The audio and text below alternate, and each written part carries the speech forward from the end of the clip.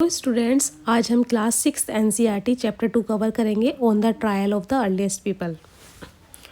इसमें हम देखेंगे हंटिंग गैदरिंग से फूड ग्रोइंग तक का सफ़र। Who were hunter and gatherers? Hunter gatherers कौन होते थे? आप ऐसी दुनिया को इमेजिन करो जहाँ पर कोई भी ग्रोसरी स्टोर्स नहीं है। तो आप सोचो, आप वहाँ पर कैसे जीवन यापन करोगे, कैसे जियोगे? ऐसे ही 2 मिलियन ईयर्स पहले पीपल सर्वाइव करते थे, जहाँ पर ना तो कोई ग्रोसरी स्टोर्स हुआ करती थी। तो वो लोग हंटिंग करते थे और गैदरिंग करते थे। वो लोग wild animal, fish and birds को हंट करते थे और जो नेचुरली ग्रो होती है फ्रूट्स, रूट्स, नट्स, इन सबको गैदरिंग करते थे, इकट्ठा करते थे और इसी तरह वो जीवन यापन करते थे। फिर आता है next, why did they move from place to place? वो one place to another place क्यों मूव करते थे? हमें पीपल को जीने के लिए सबसे बेसिक नीड होती है फूड एंड वाटर। इसलिए अर्ली पीपल भी फूड एंड वाटर की नीड को फुलफ़िल करने के लिए one place to another place move करते थे। वो हंटिंग करते थे, गैदरिंग करते थे, पर एक समय ऐसा आता था कि एक जगह के सारे जानवर और सारे जितने भी फ्रूट्स रूट्स होते थे वो ख़त्म हो जाया करते थे। इसलिए उनको एक प्लेस से दूसरी प्लेस की तरफ मूव करना पड़ता था। दूसरा रीज़न ये भी है कि उनको वाटर की नीड होती थी, इसलिए वो वाटर की नीड को फुलफ़िल करने के लिए वाटर के नियर जाकर रहने लगते थे। कभी कभी ऐसा भी होता था कि वो जानवरों का शिकार करने के लिए उनके पीछे भागते थे। जब हम जानवर का शिकार करते हैं तो जानवर भी अपनी जान बचाने के लिए भागता है, तो उसका पीछा करते करते वो one place to another place move कर जाते थे। वो सर्दी से बचने के लिए और रात में जंगली जानवरों से बचने के लिए शेल्टर की उन्हें नीड होती थी। उस नीड को फुलफ़िल करने के लिए वो नेचुरल केव्स में जाकर रहने लगते थे। यही सब रीज़न है one place to another place move करने के। Animal movement, food supply, water and season. कुछ फ्रूट्स जो सीजनल वाइज्ड ग्रो करते थे, उन फ्रूट्स के लिए भी वो, ताकि वो गैदरिंग कर सके, इसलिए मूव करते थे। हमें ये सब कैसे पता चला? ये सवाल तो आता ही होगा ना मन में कि हमें इन सब बातों के बारे में कैसे पता चला। हमें इन सब बातों के बारे में आर्कियोलॉजी एविडेंस से पता चला, क्योंकि जितनी भी अर्ली पीपल की लाइफ है ये सारी बेस्ड आर्कियोलॉजिकल एविडेंस पे बेस्ड है। यहाँ पर कोई लिटरली सोर्सेस अवेलेबल नहीं है, ये हमने सिर्फ अनुमान लगाया है। और ये आर्कियोलॉजिकल एविडेंस कौन से हैं? स्टोन टूल्स जो अर्ली मैन ने खुद बनाए थे और उनका इस्तेमाल किया था। उन्होंने स्टोन टूल्स क्यों बनाए होंगे? वो हंटिंग करते थे, इसलिए बड़े बड़े जो पत्थरों को मारकर फेंक कर मारने के लिए जानवरों को मार सके, इसलिए बनाए होंगे। जब जानवर मर जाता था तो उसकी मीट को काटने के लिए वो औजार बनाया करते थे, टूल्स बनाया करते थे। एनिमल की स्किन को छीलने के लिए और ट्रीज़ की जो बार्क होती है, छाल होती है, उसको छीलने के लिए, और जो रूट्स ग्राउंड में होती हैं, नट्स होते हैं, उनको डिगिंग करने के लिए, खुरेदने के लिए, इन सब के टूल्स उन्होंने बनाए होंगे। सबसे ज़्यादा उन्होंने स्टोन टूल्स का इस्तेमाल किया, पर ऐसा नहीं है उन्होंने सिर्फ स्टोन टूल्स का इस्तेमाल किया। उन्होंने स्टोन टूल्स के साथ साथ उन्होंने वुड एंड बोन के टूल्स भी बनाए थे। अब आता है next topic, finding out about fire. उन्हें फायर की भी नॉलेज थी। ये हमें कैसे पता चला? ये हमें कुर्नूल केव में एश के ट्रेसेस मिले, जिससे हमने सजेस्ट किया कि उन्होंने आग का भी इस्तेमाल किया होगा। उन्होंने क्या क्या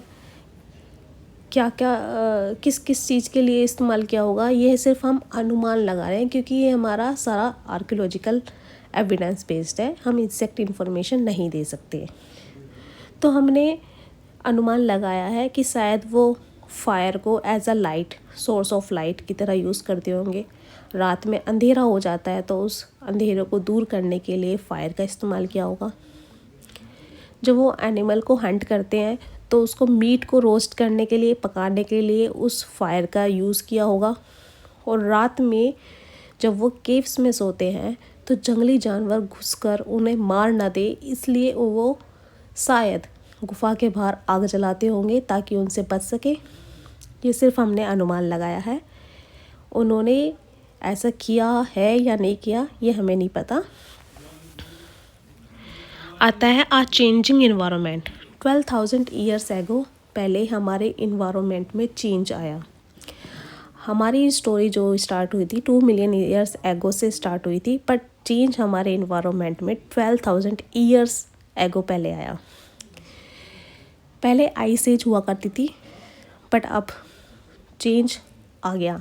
हमारा जो आइस से वार्मर की तरफ क्लाइमेट शिफ्ट हो गया, मतलब कि मौसम में बदलाव आया, थोड़ा गर्म हुआ, आइस ग्लेशियर पिघलने लगे, जिसकी वजह से गर्मी जो आई, मौसम में जो चेंज आया, इसकी वजह से हमने देखा, अर्ली पीपल ने देखा कि ग्रासलैंड अब हरी भरी घासें उगने लगी है।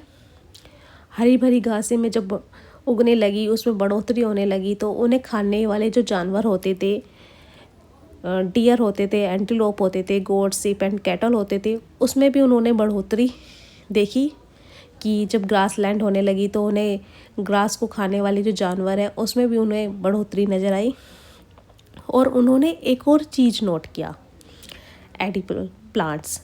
एडिबल प्लांट्स कैसे ग्रो करते हैं और कैसे उनके सीड्स ब्रोक ऑफ होते हैं। और मान लो जब एक बीज है वो उगता है, उसमें से एक प्लांट निकलता है, एक पौधा निकलता है, तो जो उसकी डंडी होती है उसमें से एक फिर बीज टूट के नीचे गिर जाता है, फिर कुछ समय बाद फिर वो दोबारा उगने लगता है। ऐसे करके इन्होंने देखना स्टार्ट कर दिया, नोट करना स्टार्ट कर दिया कि हाँ, कि ये किस सीज़न में प्लांट्स उगते हैं, कब पकते हैं, कैसे उगते हैं, ये सब इन्होंने नोटिस करना स्टार्ट कर दिया। वैसे तो ये ट्रांजिशन फेज़ हम मीसोलिथिक में देखते हैं, बट ये सब पॉसिबिलिटीज़ हमारे इन्वायरमेंट के चेंज होने से हुआ, जो काफ़ी बड़ा चेंज था अर्ली पीपल के लिए। अब आते हैं हम स्टोन एज के 3 एजेस देखते हैं। हमने स्टोन एज को 3 एज में डिवाइड किया है, based on the tools and based on their life styles. First आता है पेलियोलिथिक एज। पेलियो का मतलब होता है ओल्ड, लिथिक का मतलब होता है स्टोन। ये 2 मिलियन ईयर्स एगो से 12,000 ईयर एगो तक रहा है। यहाँ पर हमें टूल्स काफ़ी बड़े, हैवी और रफ स्टोन दिखाई दिए हैं।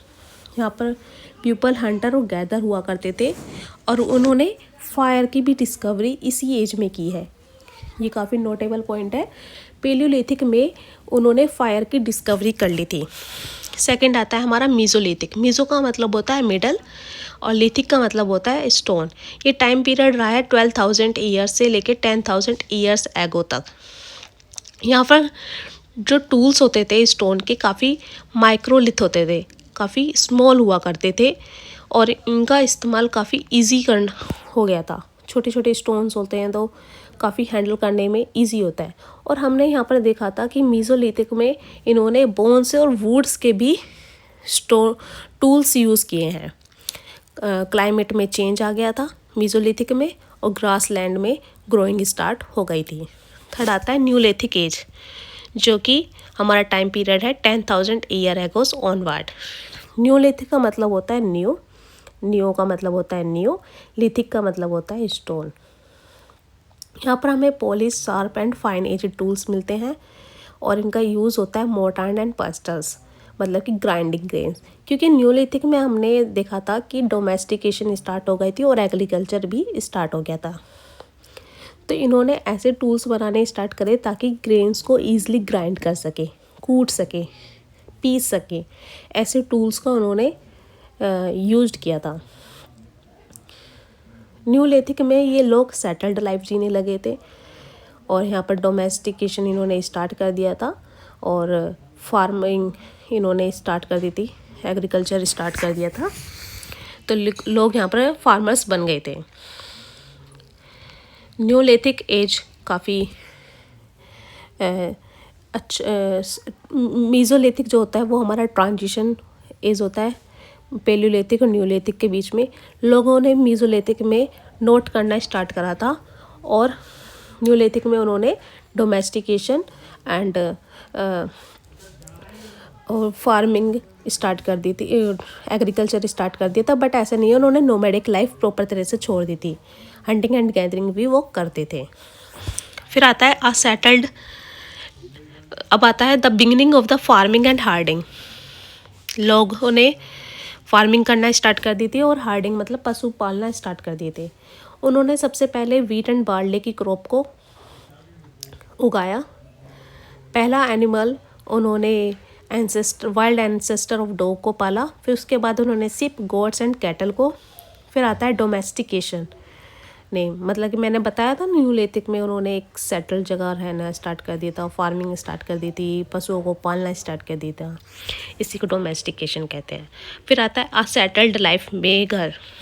मेघर आज की डेट में पाकिस्तान में स्थित है और ये काफ़ी इम्पोर्टेंट अर्लियर साइट है क्योंकि यहाँ पर हमें स्क्वायर और रेक्टेंगल हाउस, मड हाउस मिले हैं स्क्वायर और रेक्टेंगल शेप में।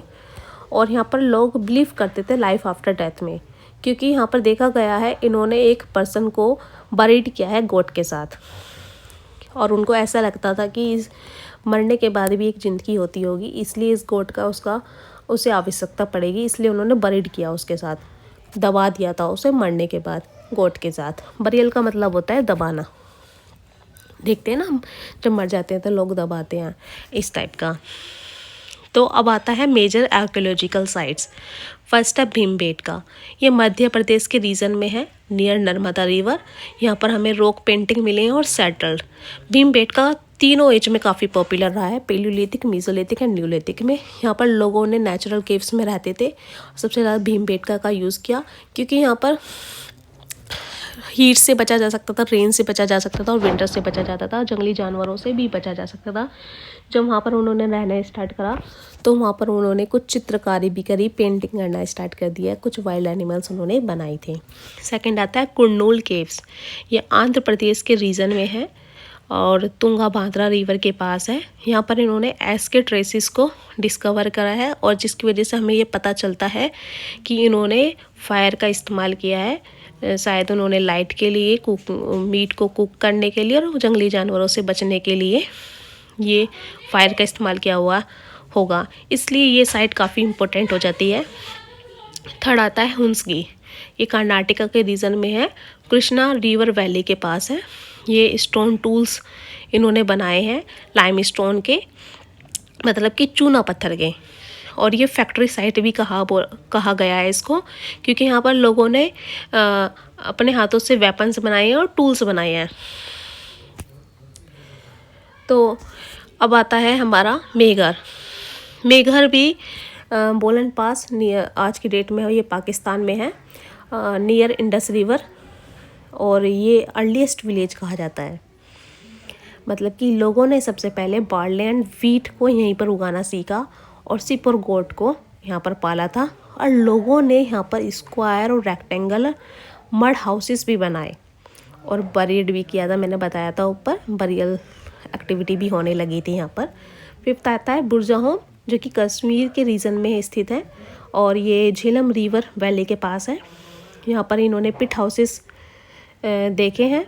पिट हाउसेस क्या होते हैं, जो ग्राउंड फ्लोर के जो होता है ना, ग्राउंड फ्लोर, उसमें गड्ढा करके, ज़मीन के अंदर गड्ढा करके कोई घर बना देना छोटा सा, ये होता है सर्दियों से बचने के लिए। और ये कश्मीर में है तो वहाँ पर सर्दी होती है, तो जो होते थे ना, इसी टाइप के घर बनाते थे, यूजुअली इसी टाइप के घर बनाते थे ताकि सर्दी से बचा सके।